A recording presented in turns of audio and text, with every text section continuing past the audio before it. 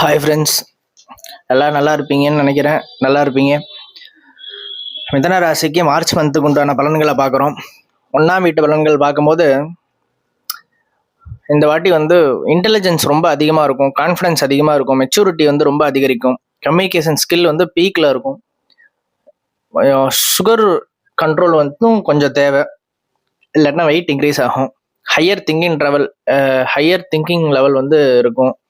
Travel, learning இது மூலயமா self growth அப்படிங்கிறது இருக்கும். நெட்வொர்க்கிங் மூலயமா ஒரு நல்ல ஆப்பர்ச்சுனிட்டிஸ் கிடைக்கிறதுக்கு வாய்ப்புகள் இருக்கு.